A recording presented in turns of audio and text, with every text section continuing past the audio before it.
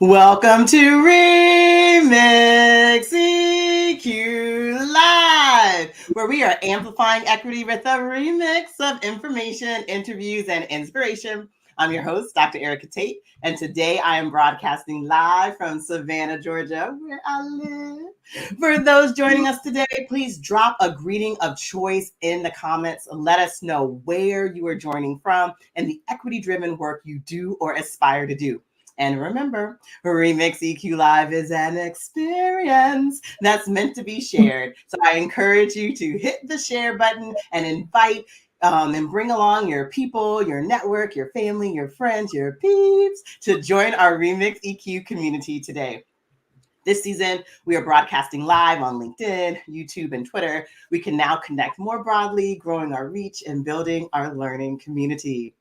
And while those comments are flowing in and those invitations are flowing out, I want to remind you that Remix EQ Live offers the opportunity for us to connect and build community with each other around the equity-driven work being performed throughout the world.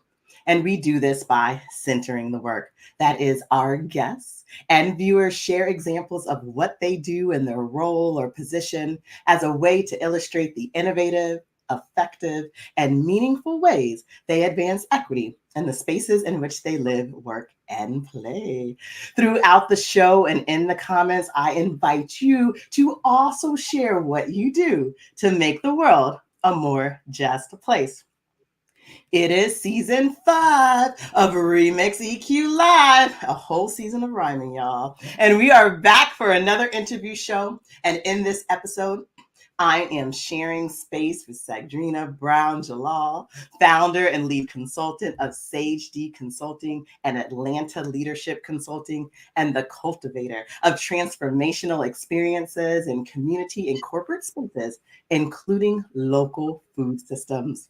Today's episode is food for your soul as you listen and learn from Sagdrina about how she centers community in her advocacy for sovereignty and belonging in local food systems. The table is set, so let us begin and dig into this conversation for change. Welcome, Sagdrina. My gosh, I am very enthused at this point. What a great opening. Okay. I'm so enthused that you have joined us today. Yay! And I invite you to introduce yourself. As you do, please share 1 to 2 career or personal twists and turns that have led you to your current role. Oh, yeah, absolutely. So, thank you so much for the lovely introduction. It is a practice that I have to listen and be present when people are introducing me, because I think that's a gift, to hear how others perceive you and the nuggets that people pull out from the information that they gather that they find interesting. So thank you so much for that.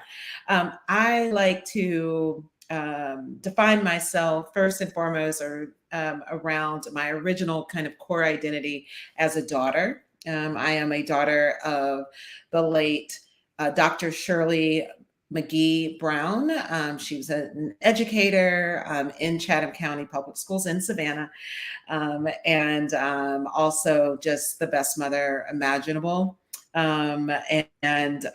She also led my father, attorney Sage Brown's law practice. She managed it. She also had her MBA. So she was able to manage his law firm. So that I like to speak of them because so much of everything that I say and everything I do comes from them, and especially now that they're in the ancestral realm.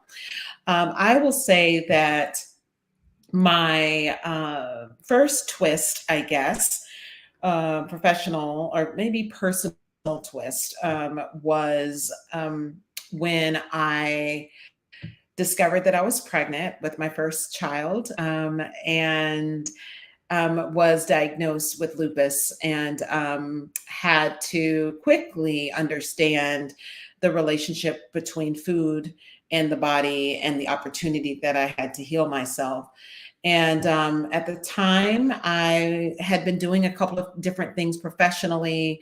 I was, my degree is in education from the University of Georgia.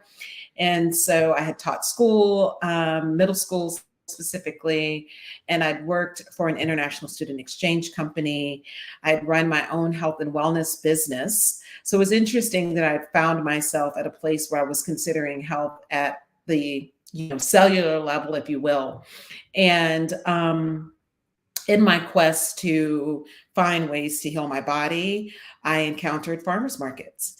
And I was able, again, I'm an educator, so I'm a researcher. And so I was able to do the research and realize that the most nutrient dense foods are the ones that we can find locally. So I felt like I had literally found my lifeline. And at that point, decided that I needed to amplify this opportunity. And so I bring that up as my first twist because I oftentimes feel like I can speak to that accidental entrepreneur, someone who, did not intend to run their own thing, because that definitely is me. I had no intentions of being an entrepreneur, even though that is the pattern that my family, my parents left for me. I really thought that I was going to teach school and go that route. So yeah, that was definitely the first. And then I would say the second twist would be professionally when I went to Soulfire Farms Black and Latinx Farmer Immersion Program. That is the moment in which I realized that I was doing justice work. So I knew that I was doing educational work. I knew that I was informing folks, and I knew that I was sharing what I was learning, which was very natural and normal to me. But I did not understand that I actually had followed in my father's footsteps in a very, very direct way. Oh my gosh. Thank you so much for sharing. It's always great to hear guests on the show share not only their professional twists and turns, but their personal twists and turns. It really shows us that how our lives, starting with your parents, the birth of your child, your personal health, and how that influences the directions we'll go. And then you discovered that you were doing justice work as you are meant to do, given the path that you follow. So thank you so much. Definitely connect with Sagdrina in the comments during this episode. And for those who are just joining us, this is Remix EQ Live, and we're amplifying equity through a remix of information, interviews, and inspiration. And now that you've had the chance to meet or reconnect with Sagdrina Brown Jalal, I know you are inviting others to tune in. And of course, I invite you to interact with us. So please post a comment to say hello, ask questions that come to you throughout the show, share examples, share your learnings as we dig into this interview. You are part of our Remix EQ Live community. Now we center the work. This is an opportunity for us to learn from Sagdrina about how she is transforming local food systems and community spaces to make the world a more just place. On this show and in our learning community, we work to develop a shared understanding of perspectives and lenses related to equity and justice. So I'd love for us to start with you, Sagdrina, helping us understand the difference between food sovereignty and food justice, and to also share an example of steps a community can take toward food sovereignty. Absolutely. I think food justice is, anytime that we assign the word justice to an action or a movement or a series of events that have taken place, we are actually looking at the structural components of how things operate, and where, in our case, of course, with food justice, we are considering how are people fed and nourished, and does that happen in a way that is equitable and accessible. And so that has many layers to it. Of course, we are considering, just the location of food, and in our case, we're looking specifically at fresh, locally grown food, and also the quality of the food and the prices of the food. And so what is the accessibility like in that regard? But when we start to think about sovereignty, we're actually going a little bit deeper. We're going from just those basic, human rights that we should all have to, to shelter and to food and those kinds of things. We go beyond the checkpoint to make sure that we are being fair and equitable, to make sure that we're actually being inclusive, right? And that we are actually paying attention to the voices that are in the space, and also incorporating those ideas and those strategies into the overall ecosystem that we determine. So sovereignty really is about self-governance. It's about the opportunity to determine the way that you interact with food within your home, but also within your neighborhood and surrounding community. Great. Thank you so Yes. much for that. I think it's Oh, wonderful and to you be. asked, Yes. oh, I'm Sorry. No, you go Yeah, ahead. you asked about you asked for an example. What did you say? Food sovereignty? Is that what you Yeah, said? an example, yes, of a community working toward food sovereignty. Yeah. Gosh, I think what comes to mind for me right now is a project that I'm working on in Portland, Oregon.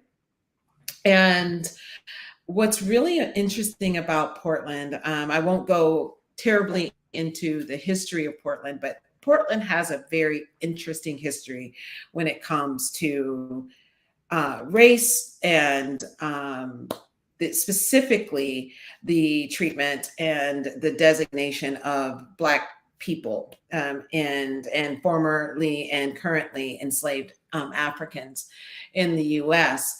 Um, Oregon actually created laws that made it illegal for Africans to live, and people of African descent, Black folks, to live in the state, which also banned slavery, but it was for the purpose of keeping Black people out of Oregon. So because that was the condition for the community, you had years where rather it was mandated, because it did go away after not a terrible long period of time, but the imprint was there. So Portland is this wonderful, beautiful, very environmentally focused community that has had to figure out how it's going to rebuild a culture that really involves multiple people that come from multiple places.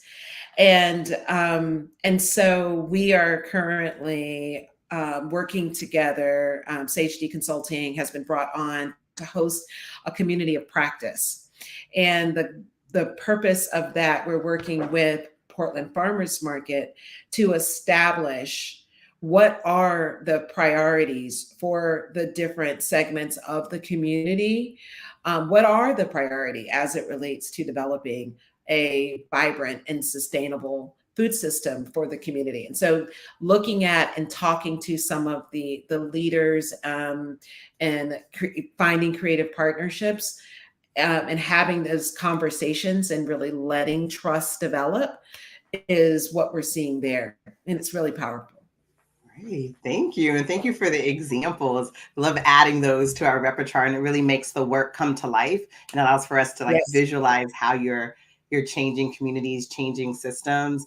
And also, I really do appreciate you helping us define sovereignty and justice and the difference between that. I think the more nuanced we can be with our understanding of equity-driven concepts, the better we can select the solutions and strategies to work toward it. So I'm going to ask you for a few more examples. So in your role as founder and lead consultant for Sage D Consulting and Atlanta Leadership Consulting, how do you support organizations to advocate for sovereignty and belonging in local food systems? Yeah, so I had the pleasure of working with Farmers Market Coalition, which is the national organization that supports and also connects farmers market leaders from across the country. So they support at both state level coordination, and then also local markets can access resources from FMC. And I'd served on their board some years ago when I was the executive director of the Georgia Farmers Market Association. And we realized then that there were some significant challenges around equity, and we weren't really clear how to manage it. So fast forward to 2020, I was approached by the leadership of FMC about designing a anti-racist farmers market toolkit, because the conversation about what was happening at farmers markets across the country that was inequitable and creating disruption and difficulty at in community at farmers markets, they were really starting to have more and more challenges with it. So I spent the better part of 2020 and early 2021 putting together the team of market leaders and food educators and farmers from across the country that have both proximity, creativity, brilliance, and innovation around many things, but specifically food and food systems. And we designed the Anti-Racist Farmers Market Toolkit. And so that is a tool that we put into the hands of farmers market leaders, but really anyone that wants to see public events and spaces and experiences be equitable and run in a way that allows everyone to show up for their seat at the table, not just have a seat there for them. No, thank you so much for sharing. I think that it's really great that you were able to bring together this group and create this toolkit, which you can download, and I will pop that up on the screen and share it. And I wonder, how is this toolkit being utilized by farmers markets to improve the experiences of communities? Yeah. So, gosh, it's so amazing what's happened. We've kind of, started both a movement and a growing community. The first thing that I would say is that we have seen that markets want to have conversations amongst each other. Other leaders want to talk to leaders. And so we've seen a lot of that happening. We created a community of practice around the toolkit when we first released it, so that we could allow folks to socialize around the toolkit. And those were so great that we have been able to replicate that and host communities of practice in different organizations, whether they be health-based organizations, parks and recreational organizations, local and state-based entities. And, so the toolkit has been introduced, it's been socialized, and now we're moving into a space where we're actually starting to implement the strategies from the toolkit. So the toolkit leaders and several of them have joined SageD Consulting's kind of quest to help operationalize the toolkit in farmers markets across the country. So we're working with a handful right now, and we do workshops and one-offs and things like that. But we've had about 10,000 downloads to the toolkit to date. And since there are 9,000 or so markets across the country that we're aware of, we would definitely say that we feel that we're kind of saturating the space in a way that feels like this will be here for a while. So yes. Well, I definitely hope so. I mean, I had an opportunity to read it before the show, and I think it's really great. It's has strategies. You have like 4 categories around management and mission, messaging, and measurement, which is really exciting. Yes. So it's a really great tool. So I encourage everyone to add to the 10,000 number, download, read, share, put it to use, right, if you can. And I think there are strategies and information in here that while they were made with farmers markets in mind, you can also think about your organizations and how to push toward equity or anti-racist work with them. So go ahead and do it. Amplify this work, which was a collective of Black growers and farmers market leaders. Yes. And yeah, and continue. Oh, this is great. I'm like, all right. Well, Sagdrina, not only are you building toolkits, you're also building businesses. So as you know, yes, every guest on Remix EQ Live centers equity in their work. And many of them do it through businesses that they have founded, right? Like as you said, you became an accidental entrepreneur. Your passion led you into this path as a social entrepreneur. But I think you might be my first guest who's also acquired a business, which is so exciting to me. So I want to say first, it is exciting. You're like buying businesses. Yeah. Congratulations. Recently, you purchased a business, Atlanta Leadership Consulting, which is focused on corporate training. So how do you connect this work in corporate spaces with your work in community and food spaces? Yeah, that was the $1 million question for the year that I both considered and transitioned into ownership. I wasn't sure, I definitely, I said earlier, accidental entrepreneur, but also like definitely did not see myself as a corporate person, right? Like that just was not the vibe that I've ever come. I don't think I came into the planet with that. So this opportunity, however, came to me because of my relationships. And I think because of the way that I express my leadership. So yes, Atlanta Leadership Consulting does a variety of things, but most specifically, we are an executive leadership coaching and support firm. And when I first learned about the opportunity, my board chair from the Georgia Farmers Market Association, it was her husband that was selling the business, and they came to me and felt that the next wave, they really wanted to see. He was retiring from the work. He had built it into a wonderful and very stable company, small but mighty company, and wanted to see his legacy continue, but also understood that it needed a different type of leadership.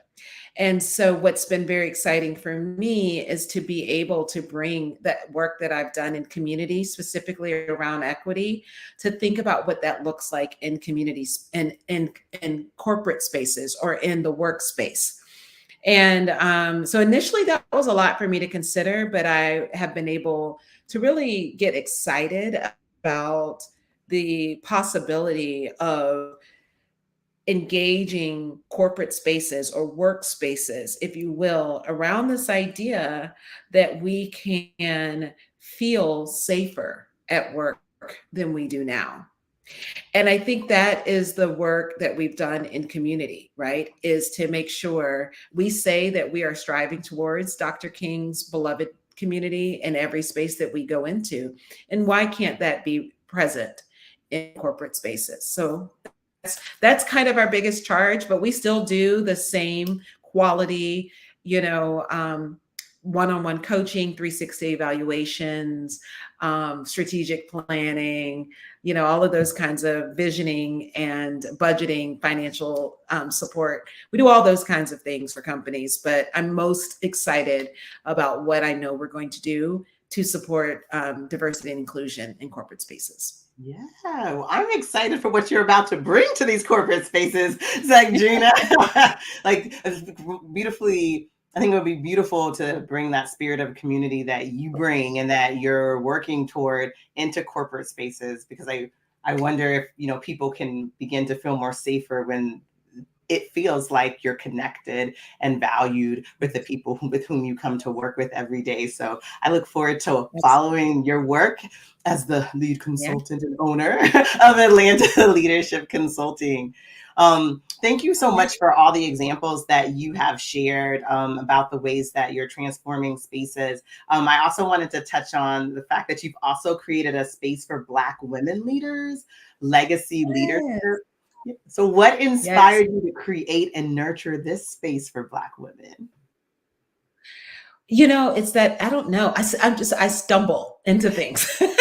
And this was, kind of another transition in my life. I was in the middle of a divorce and moved into a new home. And, I was trying to figure out what I was going to, do with my life. And I realized that as the leader of the Georgia Farmers Market Association, a Black woman entrepreneur and executive director, I was alone. I was struggling alone, and really having a hard time from an equity perspective, being able to be supported by funders and to fund the work. So, at a point where I was at a personal transition, I had to take on a full-time job, and I did so at the Center for Civic Innovation in Atlanta. And I was running their accelerator program for social entrepreneurs and supported a affinity group for women. And so what I was able to do, because I was coming out of I was a recovering ED. I was coming out of a pretty traumatic transition in both work and personal. It's like, what are the supports that I would have needed that could have helped me hang in there, right?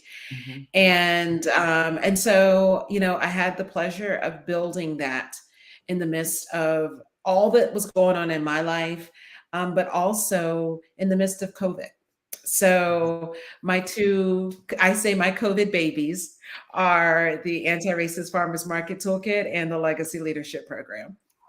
Wow, that's amazing. I think a theme that comes through like many of the episodes is like your personal experiences, but taking the trauma that's been experienced and figuring out how to support others so that either they can move through that space and heal or avoid it, right? if that's possible, right? No, so I always think it's very special when someone can take their experience and create a nurturing space for others to examine their lives and how they want to move forward. So thank you for sharing that. That's definitely an inspiration. And I appreciate you dropping your knowledge, dropping your inspiration for how you have worked to make the world a more just place, your twists and turns and your stumbles and transitions that have helped you realize your destiny as a change maker. So we appreciate all the examples that you shared, and most of all, your spirit of community and creating healing and safe spaces. Thank you for bringing that to the show. And I appreciate you accepting my invitation to speak about what matters most to you. So thank you. And I have just a few announcements and then we'll close out the show. But thank you so much, Sagdrina. Just a reminder that we're here on the second and fourth Fridays at 11:30 a.m. Eastern. I will return in 2 weeks for another Remix EQ Live episode. On April 26th, we're being informed and inspired by Dr. Leslie Ann Knoll, assistant professor at North Carolina State University in the Department of Media Arts, Design and Technology, College of Design. She is the author of Design Social Change. Take action, work toward equity, and challenge the status quo. So tune in on LinkedIn and YouTube, and also like and share our upcoming and past shows while you're there. Watch your feed, check your inbox, and visit the Remix EQ Live webpage for episode announcements, recordings, and more information about inspiring guests like Sagdrina. In the meantime, I invite you to view my recent TEDx talk entitled Building Community to Make the World a More Just Place. It was inspired by the Remix EQ Live show, where I had an opportunity to pause and reflect on all that I've learned and all the inspiration I've received from interviewing guests and interacting with you, our viewers, our social justice warriors. So watch, react, leave comments, engage in dialogue with each other, and of course, share it with your personal and professional communities. And also discover new ways to support the Remix EQ community, such as donation or what I refer to as a love offering. This makes it possible to plan, promote, and produce each episode that you listen and learn from. And if you feel informed and if you feel inspired after today's episode, I invite you to show your appreciation with some coins. All right, and you can also purchase merch. We have our Amplify notebook and our Empower notebook and several message tees. Browse the Blue Knowledge store. It's retail therapy for social justice warriors.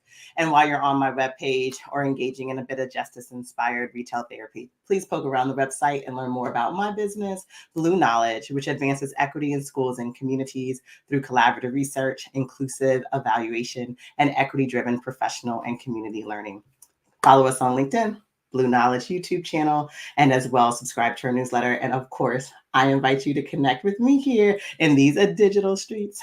So thank you, Remix EQ community, for your engagement, your encouragement, and your rally, which is how we recognize, appreciate, learn, love, and take care of you as you work to make the world a more just place. I'm your host, Dr. Erica Tate, and this is Remix EQ Live. See you next time.